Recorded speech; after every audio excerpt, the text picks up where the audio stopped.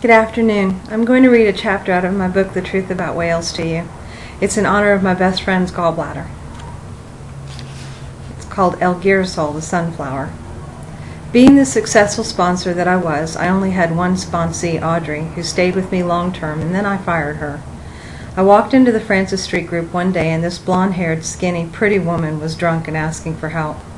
The one thing I remember that she said that day was, "I'm lost." Never were truer words spoken. She'd been around the program before. She was intelligent, could parrot the knowledge that she'd picked up from the last time, but then she would pause, and you could see that she didn't believe what her mouth was uttering. Her eyes would sadden, and she would have her hands on her lap or fumbling with another smoke to light. That day I almost grabbed her right then and there and said, "Let me sponsor you. Let me show you what they showed me, and we'll turn that light on your eyes back on." I didn't. I was so spent on what was happening in my life with Ben that I felt like I didn't have it to offer. So I asked her to lunch instead. Maybe we could be friends, although I didn't have many of them. I justified all the while to myself that I couldn't be of any good to her anyway because I didn't have a lot to offer and nobody wanted me as a sponsor anyway. They might have to actually do something other than sit around meetings and socialize.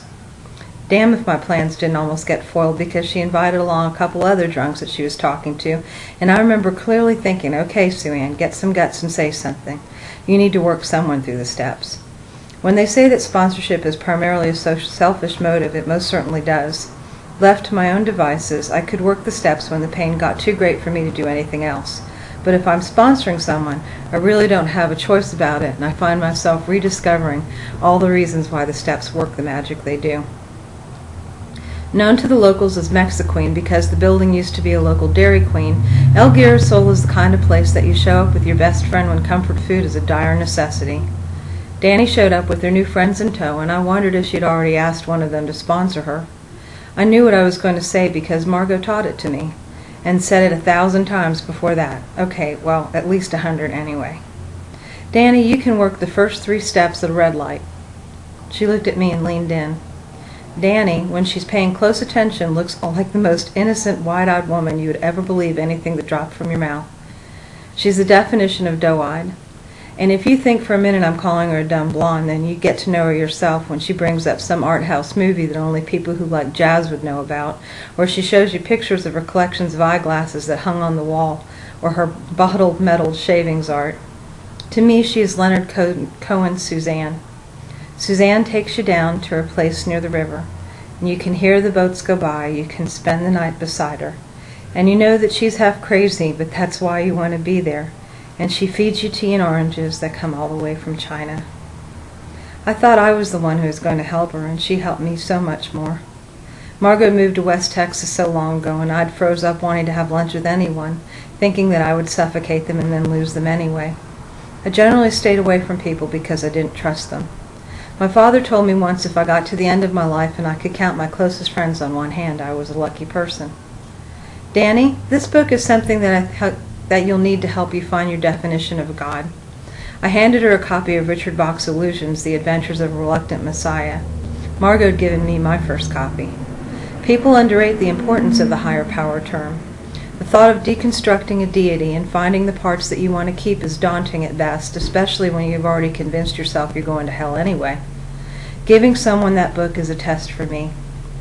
It's not a conference to prove literature. Metaphysics may or may not have a lasting relevance to them. But what I'm looking for specifically is if the person is willing to open their minds up just a fraction of an inch to the possibility that they are, as Chardin put it, spiritual beings having a human experience. Or as Donald Shimoda would say, every person, all the events of your life, are there because you have drawn them there. What you choose to do with them is up to you. She drank that book like coffee and was sailing through the steps before I could say, "Really? Are you really sure you want me to be your sponsor?" She'd tell you I told her I was her sponsor, but that's just a tale. Okay, it isn't really. I pulled a Torchy. There's something about her, something that called me to her and said, "Don't you let her walk out of here without something concrete in her hands, because she might not be back." The guilt that I carry with Danny is that the time that I spent with her was too short.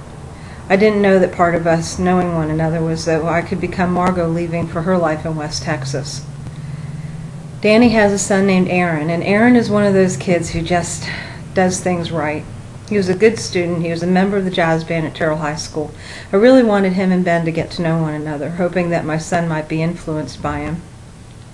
I kept wondering what it was that was different between the two, that Ben would frequently get lost between the slats, and Aaron was just as bright, just as intellectual, but he stood on top for the same wooden boards and didn't waver.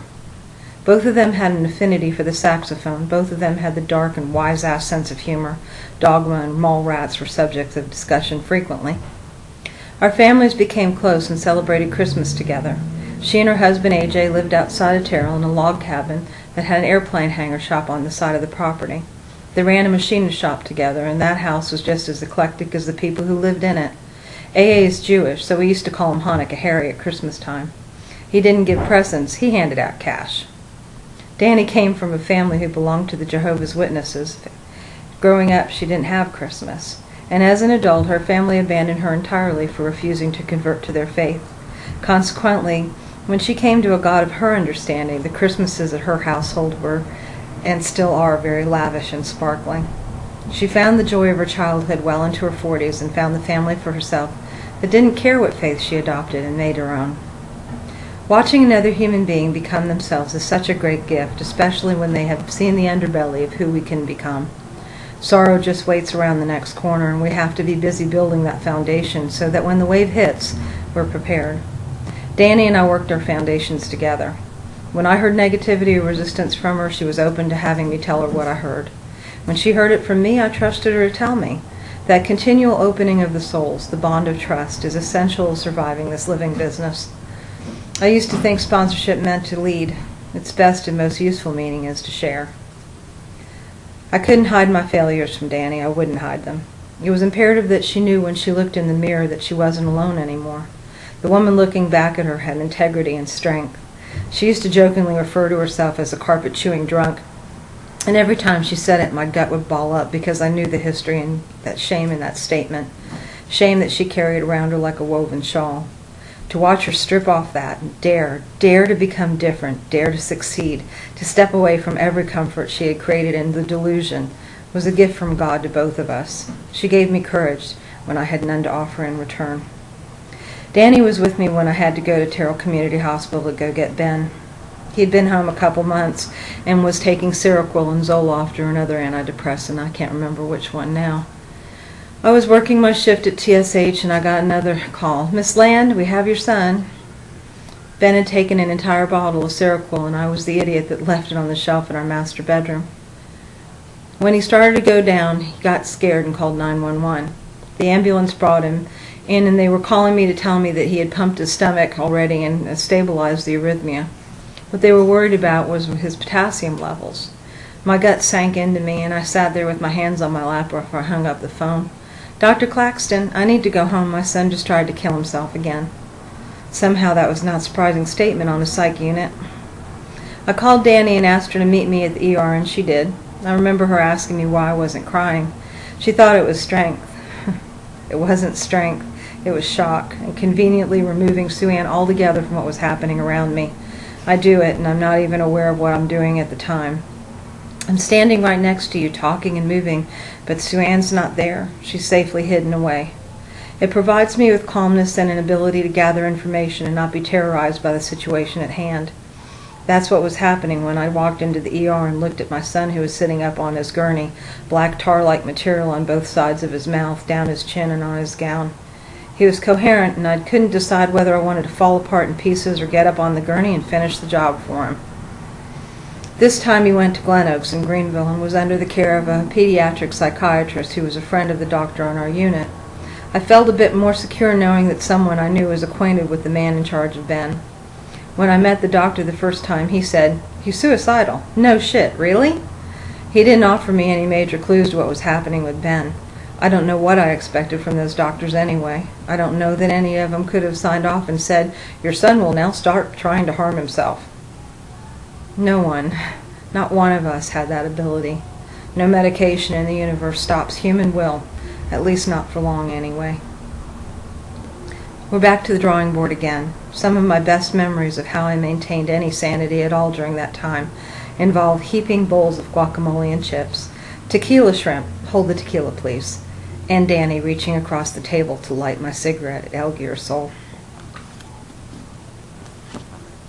There's the book. Danny, I love you.